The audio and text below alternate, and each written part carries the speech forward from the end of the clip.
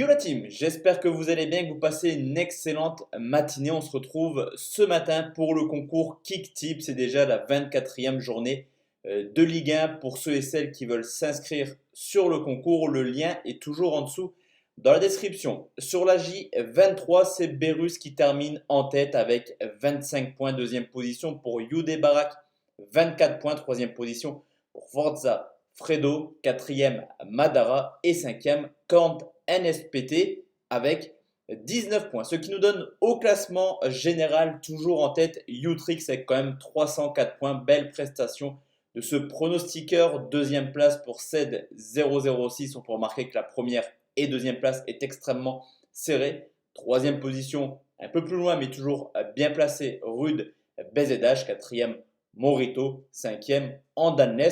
De mon côté, je suis septième de son concours à seulement 6 points du cinquième. Clairement, l'objectif, je le répète semaine après semaine, c'est de terminer dans le top 5 de ce concours qui compte plus de 300 parieurs, donc plutôt pas mal quand même. On part la team tout de suite sur les 10 matchs de Ligue 1. On commence avec la première rencontre de vendredi qui oppose Angers à Lille, une équipe d'Angers qui reste sur 4 matchs de suite sans victoire à domicile et 10 buts encaissés sur les 3 dernières rencontres. Au contraire, des Lillois qui restent eux sur 2 victoires de suite contre Rennes et contre Strasbourg. Alors certes, Lille n'est pas à l'aise à l'extérieur cette année. Lille n'a jamais remporté le moindre match à Angers en Ligue 1 dans son histoire. Mais il faut aussi noter que c'est le 5e match d'Angers en seulement 2 semaines et que Lille est clairement focus sur le championnat. Plus de Coupe d'Europe, plus de Coupe de la Ligue. Plus de Coupe de France, je pense que Lille est capable de faire la passe de 3. Victoire des nordistes à Angers sur le score de 3 buts à 1. Deuxième rencontre et c'est l'OM qui reçoit Toulouse. Alors là, il n'y aura pas de surprise, je pense. Marseille, c'est seulement une défaite en 11 matchs à domicile. Toulouse, c'est seulement 4 points pris en 12 matchs à l'extérieur. L'état de forme parle également pour les Marseillais qui restent sur 12 matchs sans défaite pendant que Toulouse, eux, ont pris un seul point sur les 13 dernières rencontres. Historiquement, également, il faut remonter en 2012 pour retrouver trace d'une victoire de Toulouse à Marseille. Pas de suspense, je pense, au Vélodrome. Victoire des Marseillais plus trop tranquillement sur le score de 2-0. Place maintenant en multiplex. On commence tout de suite avec le derby breton qui oppose Rennes à Brest. Une équipe de Rennes à l'aise à domicile. 7 victoires en 11 matchs, alors que du côté de Brest, c'est totalement l'inverse. 7 défaites en 11 déplacements. Cependant, Rennes est un petit peu poussif en ce moment. On l'a vu à Lille pour une défaite 1-0, mais également lors des victoires contre Nantes ou contre Nîmes, ce n'est pas le même Rennes que depuis le début de saison.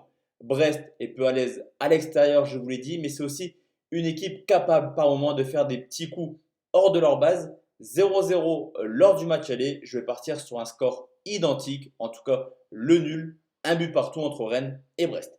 Dijon reçoit Nantes et une équipe de Dijon qui surprend semaine après semaine à domicile. Seulement 2 défaites en 11 matchs. Mais attention, car Nantes est également plutôt à l'aise hors de leur base. 7e meilleure équipe de Ligue 1.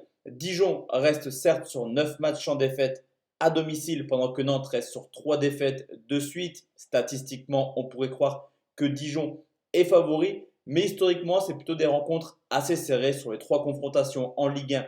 2 victoires pour Dijon, 1 victoire pour Nantes. Et Nantes m'a clairement plu contre le Paris Saint-Germain avec quand même une belle prestation. Je vais partir sur une mini surprise au vu de l'état de forme des deux équipes. Victoire des Nantais sur le score de 1-0.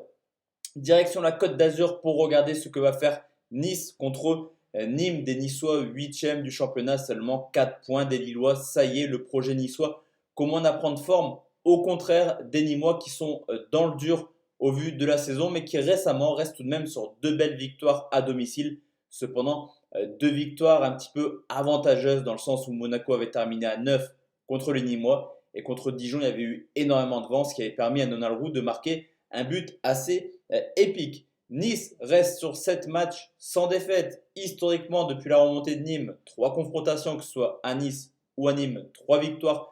Pour les Niçois, Nice est très très bien en ce moment et je les vois s'imposer facilement comme Marseille. Victoire 2-0 des Niçois. On reste sur le multiplex et direction Metz qui reçoit Bordeaux, des Messins qui nous impressionnent également cette année. Déjà 6 points d'avance sur le 18e et surtout l'état de forme est plutôt pas mal pour les Messins qui restent sur 6 matchs sans défaite. Du côté de Bordeaux, c'est un bilan à l'extérieur assez neutre, assez homogène. 4 victoires, 4 nuls pour 4 défaites. Et une équipe de Bordeaux qui, bizarrement, se contente clairement de matchs nuls en ce moment. On l'a vu contre Marseille ou contre Brest. À 10 minutes de la fin, Bordeaux s'arrête de jouer. Un nul qui pourrait sûrement arranger les Messins dans l'opération maintien et pour enchaîner une 7e rencontre sans défaite. Match nul entre Metz et Bordeaux sur le score de 0-0.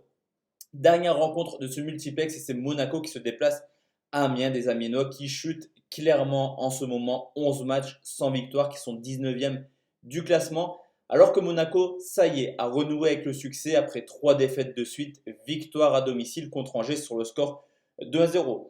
C'est pas énorme, Monaco hors de leur base, c'est seulement 2 victoires cette année, mais ils sont plutôt en forme. 5 points pris sur les 4 dernières rencontres hors de leur base. Et clairement, si Monaco veut encore espérer l'Europe, ça passe obligatoirement par une victoire ce samedi à Amiens. Je vois quand même Monaco supérieur à Amiens. Victoire des Monégasques sur le score de 1-0. Place maintenant la team aux rencontres de dimanche. On commence tout de suite avec Montpellier qui reçoit la SSE, une équipe de Montpellier ultra performante chez elle qui tourne vraiment à plus de 2 points par match. Au contraire des Stéphanois qui sont déjà en difficulté hors de leur base. 4 victoires pour 7 défaites, capables du meilleur comme du pire, mais qui surtout actuellement tourne une moyenne assez ridicule de 6 défaites sur les 7 dernières rencontres. Cependant, historiquement, on a quand même une équipe de Saint-Étienne qui arrive à s'imposer à Montpellier. 4 victoires sur les 6 derniers déplacements. Et on le sait, recevoir 2 fois à domicile dans la même semaine, c'est un petit peu compliqué à gérer pour le stress et également la fatigue. Je vais partir là aussi sur une surprise. Victoire de Saint-Étienne sur une petite marge, 1-0 à Montpellier.